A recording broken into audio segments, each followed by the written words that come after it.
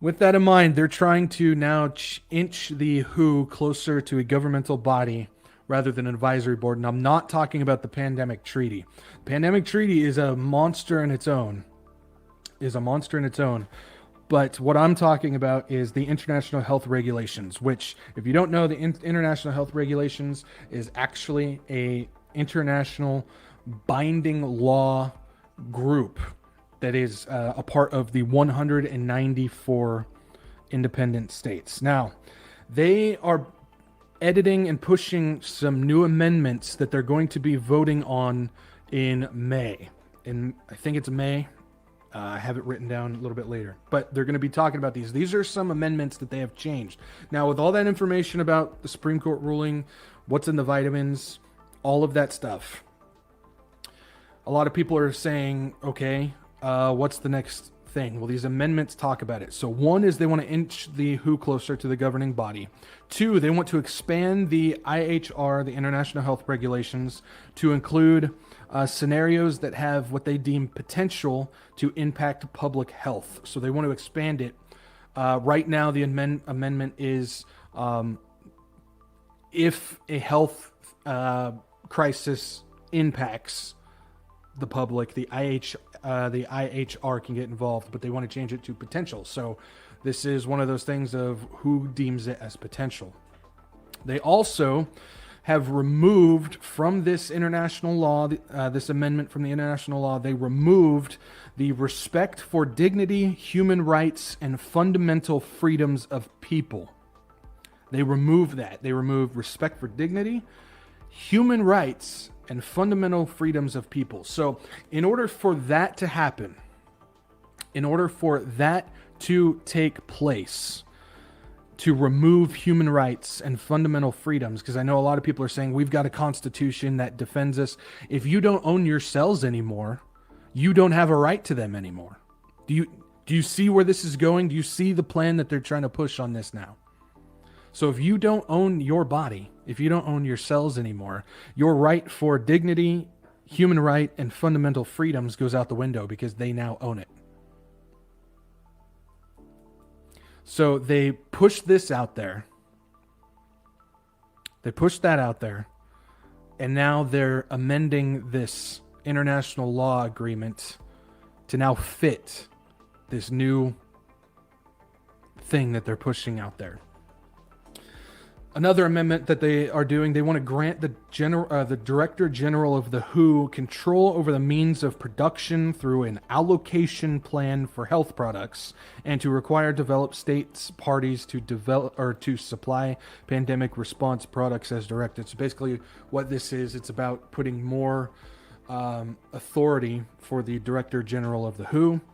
Another amendment that they want to do will give the WHO authority to require medical exams, proof of prophylaxis, proof of vitamins, and to implement contact tracing, quarantine, and treatment. So now they are basically pushing it. They want to give the WHO the authority to push all of that, to implement all of that stuff. The things that the conspiracy theories, quote unquote, have been talking about, well, they put an amendment in there for the exact same thing that we've been talking about.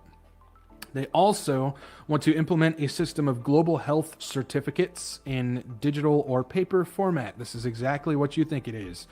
It's test certificates, vitamin certificates, prophylaxis certificates, recovery certificates, passenger locator forms, and travelers' health declarations. That's exactly what you think it is. It's exactly what you think it is. Other amendments, they want to an increase of an unspecified amount of money. They just left it vague, so there's no cap on how much money, but an increase of unspecified amount of money into the health and pharmaceutical complex if it's triggered. So if that amendment is triggered, an unknown amount of money that we have no idea, that's unspecified, can now get pushed into the health and pharmaceutical complex. Then we've got another one that will allow the disclosure of personal health data. There was a lot of people talking about when all the lockdowns happened, they kept saying HIPAA, HIPAA, HIPAA. Well, this would get rid of that entirely. So there would be no more HIPAA. There'd be no more HIPAA. Then we've got strengthen WHO's capacity at global level to counter what they deem as mis- and disinformation. So this is more of the fight, more of the attack on people who are trying to get information out there.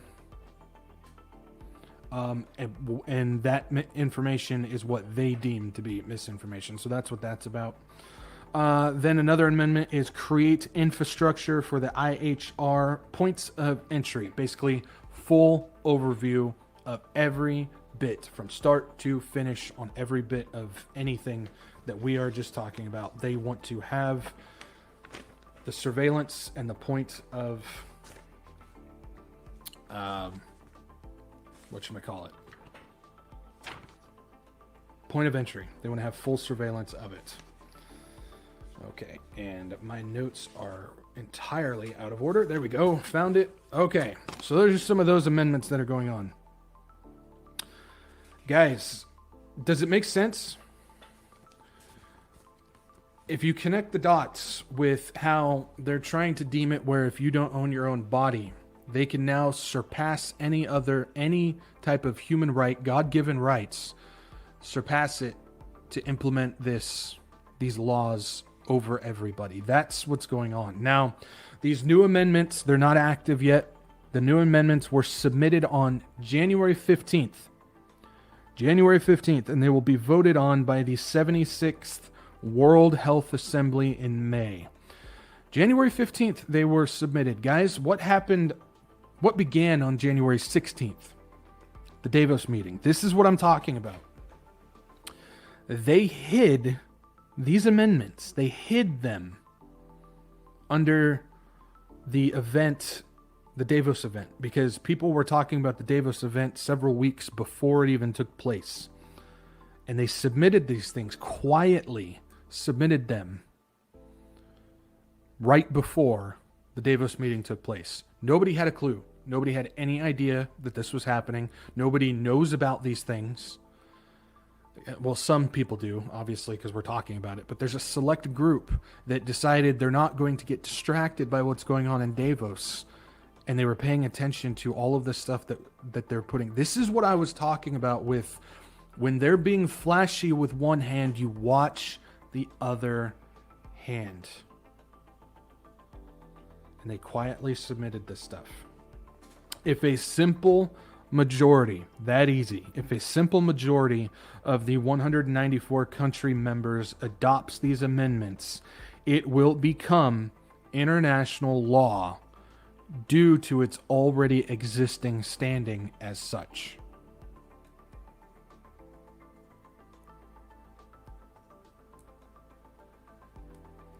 Like I said before, many say this is unconstitutional.